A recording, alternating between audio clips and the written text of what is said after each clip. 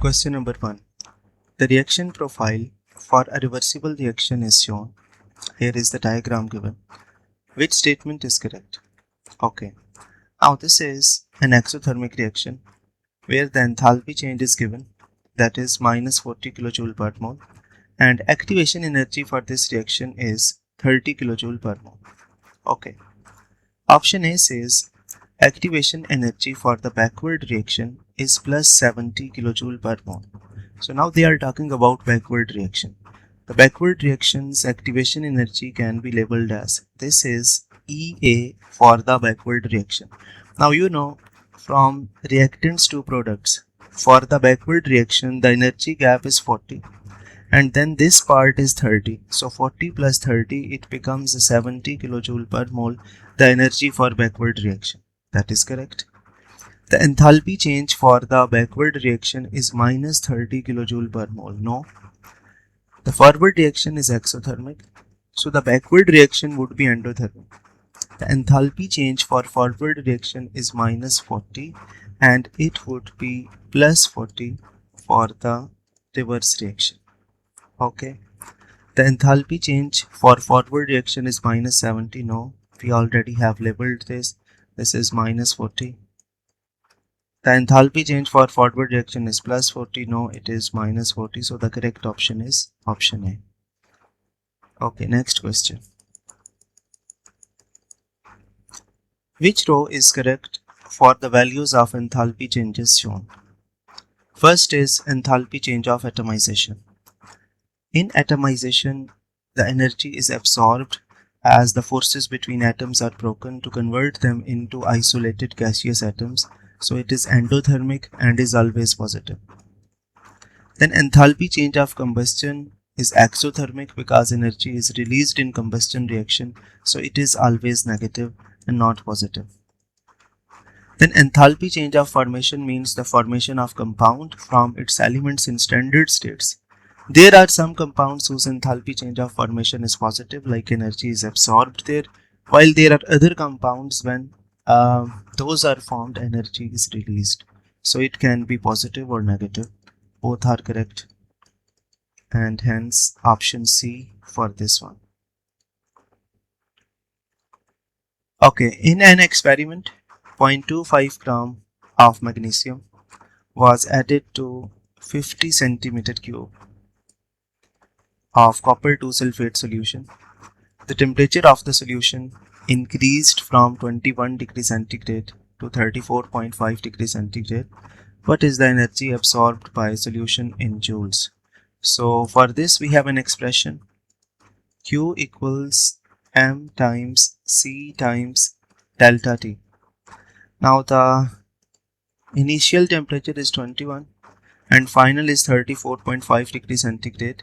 So you can calculate the change in temperature as 13.5 degrees centigrade. Okay, and the mass is the volume of solution is 50 centimeter cube and same will be the mass of the solution considering that solution has density 1 gram per centimeter cube. So mass is 50 gram and you know the value of C is given, that is 4.18. It is given in the data and delta T is 13.5. So the correct expression would be option A. Question number 4. What is the enthalpy change for the reaction shown? Okay, enthalpy change of formation for methanoic acid is given, that is minus 425. Also enthalpy change of formation of carbon dioxide is given. Okay, when you have to calculate the enthalpy change of reaction and you are provided with enthalpy changes of formation for all the substances that are there in the reaction, then you have to use the formula enthalpy change of formation of products minus enthalpy changes of formation for reactants. So in this case the product is methanoic acid whose enthalpy change is minus 425. Then if I talk about reactants, it's hydrogen. And as you know, the standard enthalpy change of formation of any element in its standard state is 0. So you are left with carbon dioxide. its enthalpy change of formation is minus 394. So it will become minus 425 plus 394, and that equals minus 31 kilojoule per mole. Okay, next question number 5. This question is about intermolecular forces in 4 compounds in liquid state. Which liquid includes hydrogen bonding as one of its intermolecular forces? Okay, so they are talking about hydrogen bonding, and we are familiar with 3 most common compounds that have hydrogen bonding. One is ammonia, other is water, and third one is HF. These 3 are in our syllabus. Whenever you see any of these, you must be sure about hydrogen bonding present in these molecules. So yes, one of these is available in the options, it's ammonia. If I talk about hydrogen bromide, it doesn't have hydrogen bonding, although it has permanent dipole to permanent dipole forces as well as London dispersion forces that are present in all molecules. Similarly, hydrogen sulfide is also a polar substance, so it has permanent dipole to permanent dipole forces as well as London dispersion forces. And last, silane, SiH4, it has a tetrahedral structure where the individual dipole moments are cancelled, and you can see there is no lone pair present on the silicon atom, so that's why it is non-polar. And we know non-polar substances have only London dispersion forces present in them. Okay, then option part B of this, which liquid would be expected to have strongest London forces? London forces depend on the number of electrons. Greater the number of electrons, stronger the London dispersion forces are. So in all these options, we have hydrogen that is connected with some other element. So you have to compare the number of electrons for nitrogen, bromine, sulfur, and silicon.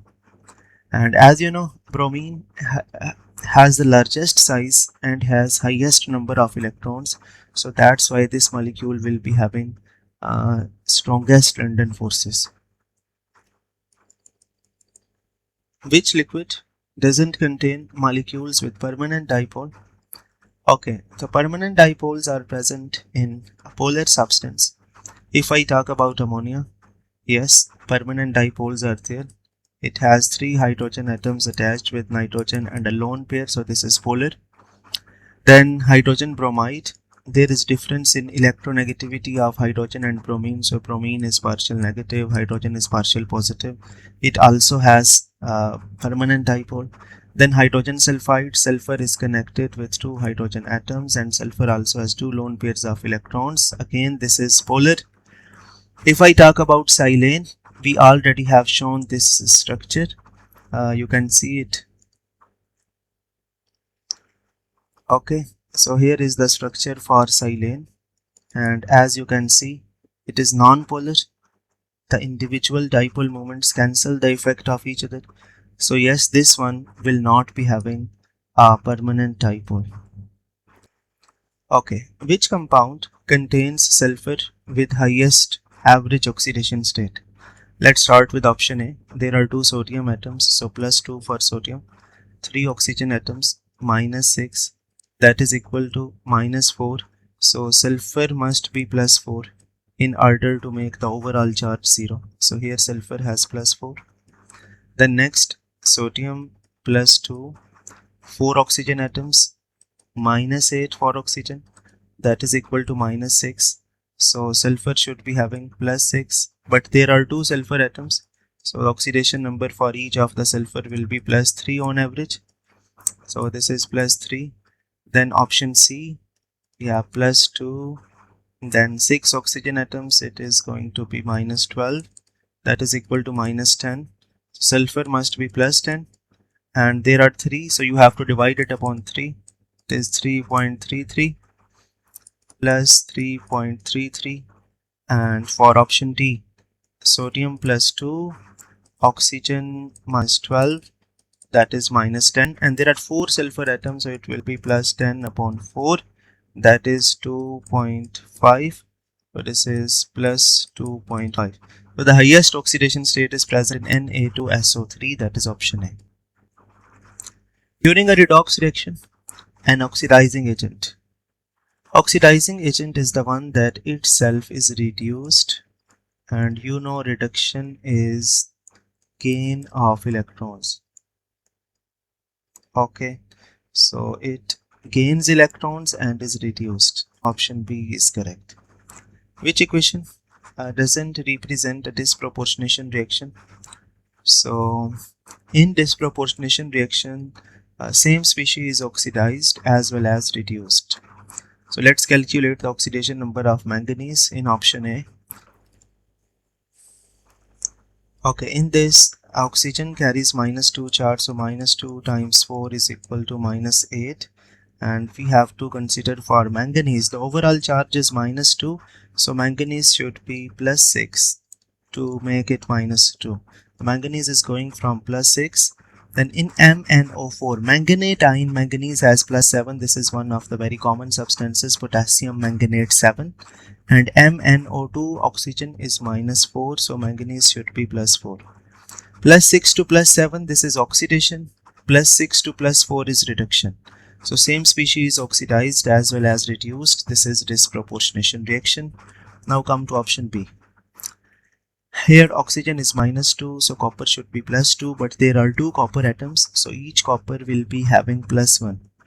Okay, in copper sulfate, copper has +2 charge because sulfate carries -2, and any element in free state is 0. So +1 to +2 is oxidation, while +1 to 0 is reduction. So that's why this is disproportionation reaction. Then option C, IO minus. Oxygen is -2. You have to calculate iodine. This should be equal to -1. So X must be +1. The oxidation number of iodine is +1. In I-1 it is -1. In IO3 -6. X, this should be equal to -1. So it means X should be +5. Iodine oxidation number is +5. Okay, so iodine is going from +1 to -1, that is reduction. It is going from +1 to +5, it is oxidation. Same species is getting oxidized as well as reduced. So again, this is disproportionation reaction. Next, MnO2. Oxygen -4, manganese +4. Okay, +4 is the oxidation number of manganese here. And on the product side, manganese is +2, that is reduction. But manganese is not being oxidized. There is no other substance containing manganese. Okay, let's check with chlorine too. Chlorine is -1. In MnCl2 it is -1. In Cl2 it is 0. So -1 to -1, no change. -1 to 0, this is oxidation. In option D, the same species is not getting oxidized and reduced. So this is not a redox reaction, and that is the correct option. What is the value of N needed to balance the equation shown? Chlorate reacting with hydrogen ions and electrons to produce chloride, ion and water. Okay, the total charge on the right side is -1. Chlorate has -1. Hydrogen has +6. So there should be 6 electrons, so that -6 can cancel +6 and you will be having same charge on the both sides. Okay, so the number of electrons is +6. This question is about industrial chemistry. The Haber process for manufacture of ammonia uses the reaction shown. Which change will not increase the rate of forward reaction? First, decreasing the size of catalyst pieces. If you decrease size, it will increase surface area. And when surface area is increased, the rate increases. So that will increase the rate. Increasing the pressure. There are gases, when you increase pressure, the collision frequency and the number of successful collision would increase. So yes, it will also increase the rate of reaction. Increasing the temperature increases the kinetic energy, and fraction of particles with sufficient energy to react increases. That also increases the rate of reaction. Removing the ammonia as it is formed. Ammonia is the product of this reaction. If you are removing product, it has nothing to do with the rate of reaction. So it is not going to change the rate of this reaction. During Ostwald process, when ammonia is converted into nitric acid, several reactions occur. Which of the reactions has greatest change in oxidation number of nitrogen atom? Okay, so again you have to calculate oxidation numbers. NO, oxygen minus 2, nitrogen plus 2. Then here nitrogen has plus 4 because oxygen is minus 4. So plus 2 to plus 4, it's change of plus 2. Then NO2 plus 4 for nitrogen. HNO3, it is plus 5. Okay, plus 4 to plus 5, there is change of plus 1. Then NH3, hydrogen is plus 1, there are 3 hydrogen atoms, that is plus 3. So nitrogen must be minus 3. In NO it is plus 2. So minus 3 to plus 2, there is change of plus 5. Okay, then minus 3 of ammonia, nitrogen in ammonia, 2 nitrogen in free state is 0. Minus 3 to 0, there is change of plus 3. So greatest change is there in option C.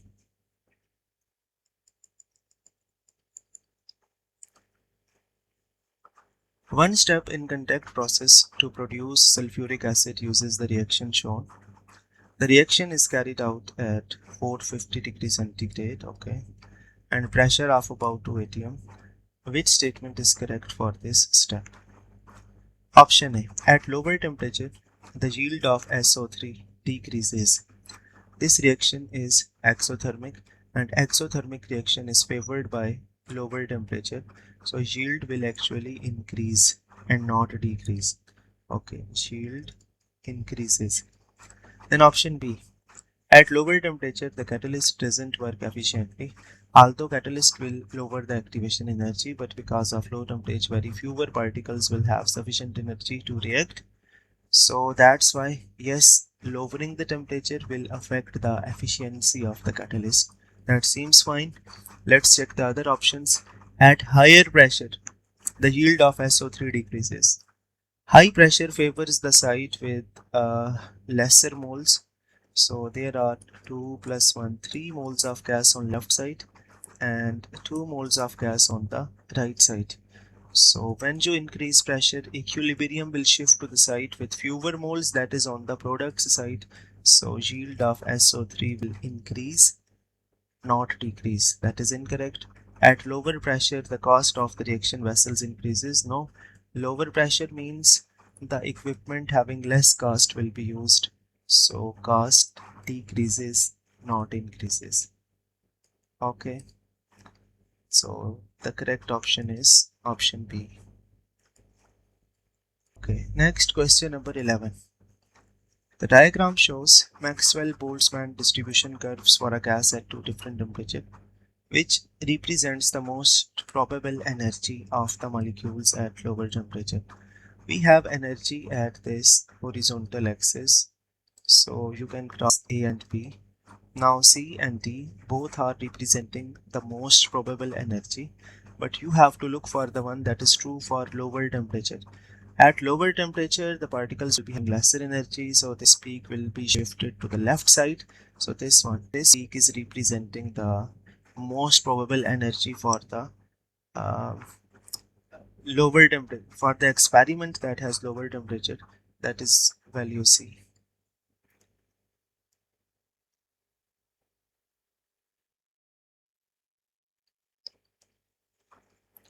Question 12. When dissolved in water, the compounds of vanadium-2 forms a solution that is purple. In a sealed system, the solution formed becomes greener as an equilibrium is established with vanadium-3 ions, which are green. Okay, vanadium-3 are green. Which change would make the solution more purple after the equilibrium has been re-established? More purple means you have to take this equilibrium to the left side. Okay, now let's have a look at the options. Addition of a reagent that removes V3 plus. If you remove V3 plus, equilibrium will take this reaction to the right to compensate the amount of V3 plus, so it will become more green, not more purple. Addition of acid. If you are adding H plus, it will react with OH minus and it means you are removing OH minus. When you remove OH minus, again equilibrium will shift to the right side to make more OH minus, so that will make it more green. That is also incorrect.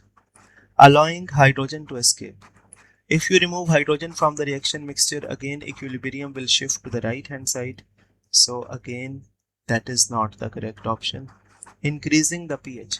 Increasing the pH means you are making the solution more alkaline.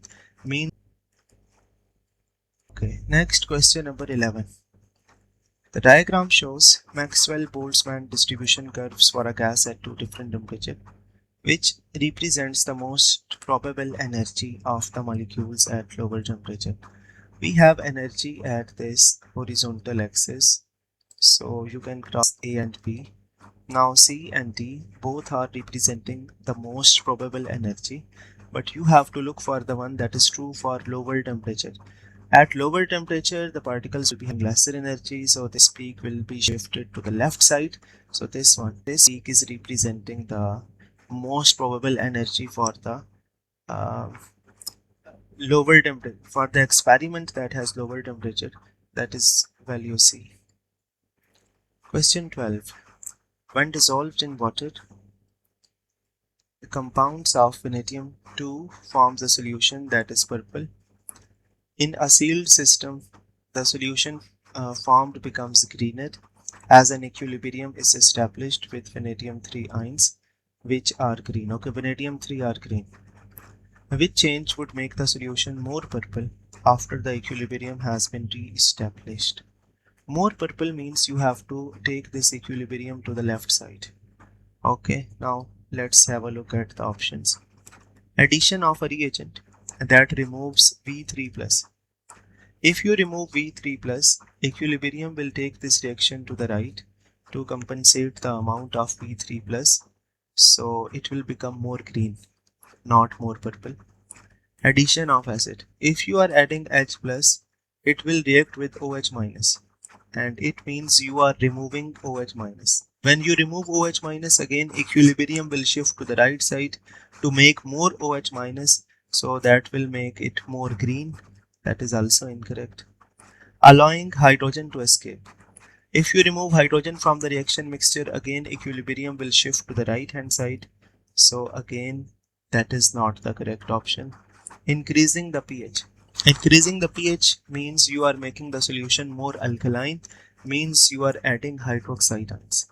When you add hydroxide ions to this, it will push the equilibrium to the left hand side, that is more purple, and yes, this is what we are looking for.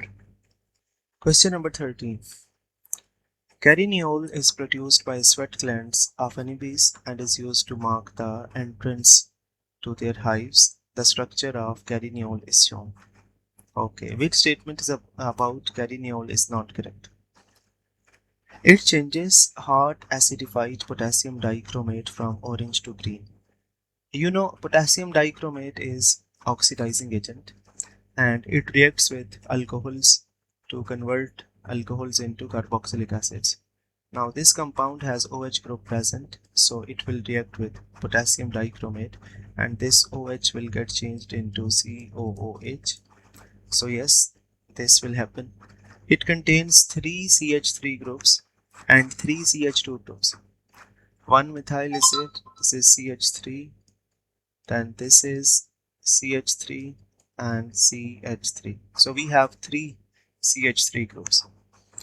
Okay, now this carbon, this one is CH2, this is CH2 and this one is CH2.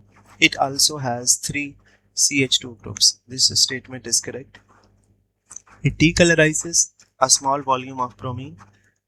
Bromine reacts with carbon to carbon double bond. Carbon double bond is present in this, so yes, it will decolorize. That is also correct. It exists as 2 pairs, so they are saying 2 pairs of cis trans isomers. Okay, let's check each of the double bonds. The first double bond is having same groups attached with one of the carbon atoms, and cis trans or easy isomerism is not possible when one of the doubly bonded carbon atoms has similar groups. So no cis-trans isomerism is possible with this double bond. Okay, next is this double bond. The two carbon atoms that are doubly bonded, each of these is having two different groups attached with this. So this will show easy or cis-trans isomerism. So yes, this will be having one pair, not two pairs. This will be having one pair of easy isomerisms. This statement is not correct. So option D is the right choice here. Question number 14.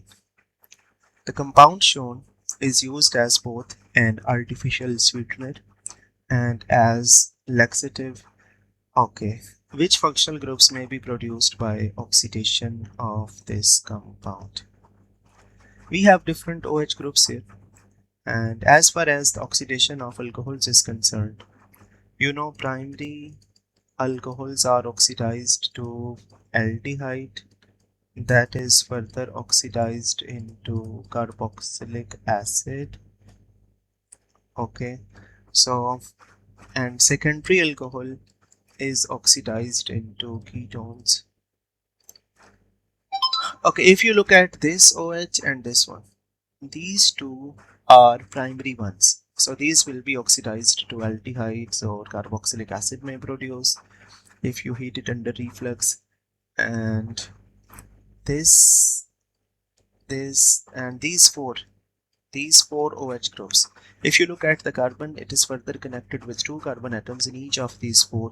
So these are secondary alcohols. It is going to produce ketones. So it means the oxidation of this substance will produce all three: aldehyde, carboxylic acids, and ketones. Option B is correct. Question number 15. Cyclohexane is immiscible with water. Okay. And less dense with water. Less dense than water. Okay. It can be used to extract iodine from an aqueous solution.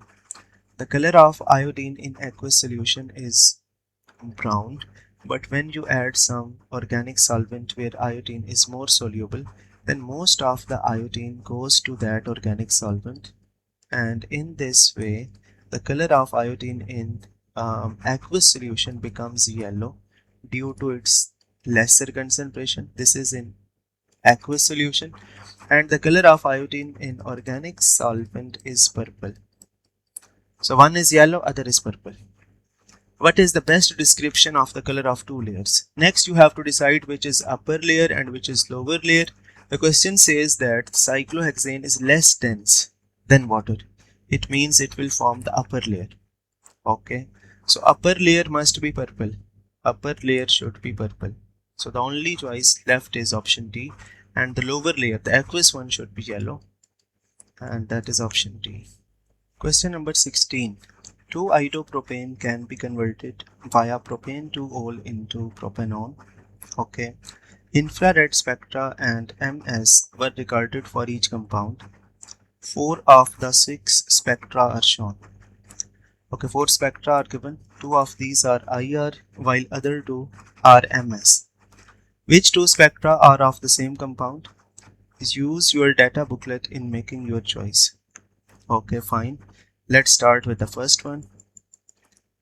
If you look at this spectra, the characteristic peak for OH group, that should be at 3200 to 3750. It's missing there. There is no peak. Okay. So one thing that I can say with certainty is the OH group is absent. It means this is not alcohol. This cannot be propane 2-ol. Okay, secondly, propanone is a ketone. For a ketone, there must be a sharp peak like this at around 1720 to 1700 per centimeter. This is the range for C double bond O. It is also absent in this compound. So second thing that I can say is this is not a ketone. Now the only thing that is left here is 2-iodopropane. So this IR1 corresponds to 2-iodopropane. Okay. Next move to IR2. IR2, you can clearly say that this region, this is due to the OH group. You can see a broader peak and then this peak is due to CH bond, due to CH stretching that you see along with this OH peak. And OH peak is 3200 to 3750.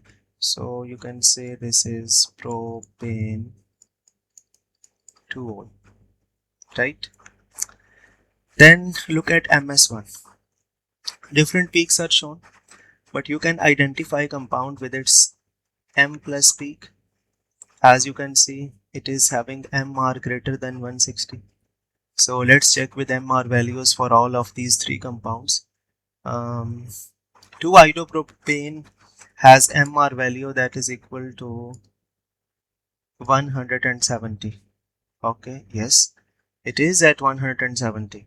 It seems that this is the MS of 2-iodopropane. Propane 2-ol has MR 60 and propane has MR 50, so M by Z value should be around these. But this is having M by Z value at 160 plus at 170. So this should not be alcohol, this should not be a ketone. It means again this one is 2-iodopropane, right? Okay, next let's talk about MS2. MS2 has MR at 58. Out of propanone and propane 2-ol, propanone has MR that is equal to 58. So I will say this is the spectra for propanone. Okay, this is the spectra for propanone. Now when you look at these four spectra, you came to know that IR1 and MS1, these two are for the same compound, that is 2-iodopropane. Okay, that is option A.